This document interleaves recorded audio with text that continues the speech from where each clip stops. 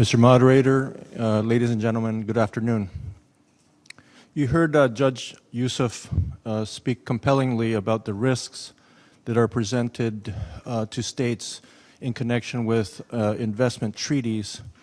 And what I propose to speak about today is an analogous set of risks that are presented by the dispute resolution clauses of investment contracts. So whereas Judge Youssef was speaking about state-to-state agreements, my focus will be on the dispute resolution clauses of the contracts that individual investors sign with states or with state-owned entities. And what I'd like to do is to present you with a scenario, 3 points, and an exhortation. And those of us lawyers who specialize in the defense of states and sovereign entities in international arbitration, and there are such people, we often see a scenario of the following nature. We've been hired by a state or a state-owned entity to defend against an international arbitration. We're sitting at the Capitol with a government official or officials from the state entity, and we're in a little conference room looking at the contract and the dispute resolution clause in the contract, and the question will arise, how did you end up with this dispute resolution clause? And there are often 3 answers to that question, 2 of which are unacceptable, the third one of which is quasi-acceptable. The first answer is often, we copy and pasted from a prior agreement. That's an unacceptable answer. A second answer will be, this was the last clause we negotiated. It was very late. We didn't have time to really think about it or focus on it. Also an unacceptable answer. The third answer is, the foreign investor insisted upon this clause, and we really needed to induce this investment. That's a plausible answer to the question.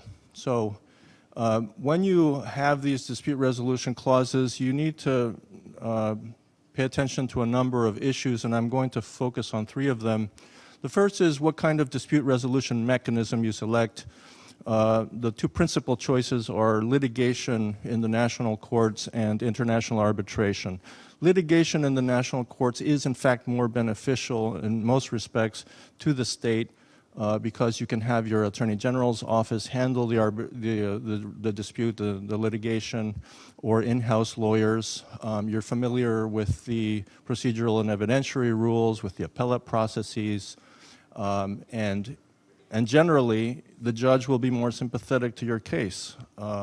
Now, investors often insist on international arbitration for a number of reasons, including the neutral forum, the ability to maintain the proceedings confidential, the ability to select the arbitrators, certain enforcement advantages, etc. If you have no choice but to accept an international arbitration clause, then that leads me to my second point. What type of international arbitration clause should it be? Often we're sitting in the little conference room and I say, I see here that it says you have accepted the World Bank's Arbitration Center as the relevant dispute resolution forum, the International Center for Settlement of Investment Disputes.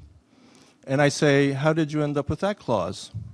They say, well, the World Bank's Arbitration Center is a highly respected center, and we didn't think there was an appreciable difference between selecting them and selecting the Permanent Court of Arbitration or the International Chamber of Commerce, from which you heard today. And there are significant differences.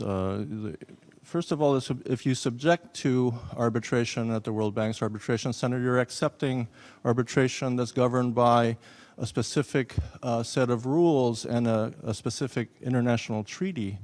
Those arbitrations are often more expensive and longer than other arbitrations, especially commercial arbitrations.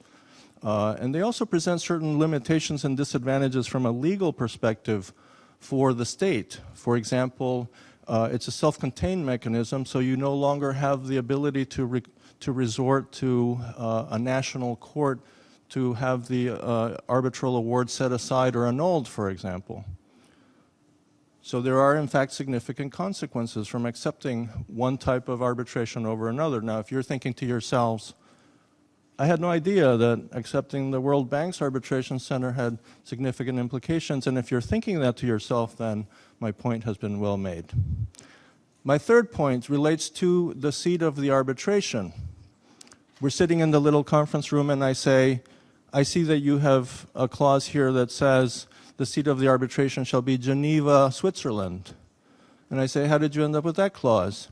And they say, well, you know, a lot of international arbitrations are in fact seated in Switzerland, and the Swiss courts are very familiar with international arbitration, and that's why we did it. And I say, all of that is very true. It's also very true that each and every one of those arbitrations is an incredibly expensive arbitration. Now, you can accept the insistence of the investor that the arbitration, that there has to be an international arbitration, fine. That there has to be an international set of arbitral rules, fine. That there has to be a set of international arbitrators, fine. You do not need to accept that the seat of the arbitration, which has important consequences, must be in a foreign city. It can be in your own capital. It can be an entirely international arbitration, but seated in your own capital, and that has consequences because the proceedings are held typically in the place of the arbitration, the seat of the arbitration, and it also has certain important implications about the courts to which you can resort to assist the arbitration or to seek annulment or set aside of the arbitration. So it has important consequences as well. That leads me finally to my exhortation, which is if you are a government official that has a responsibility for or involvement in the negotiation of investment contracts, before signing these agreements, pay attention to the dispute resolution clause. It could save your government a lot of time, a lot of hassle, and a lot of money. Thank you, Mr. Moderator.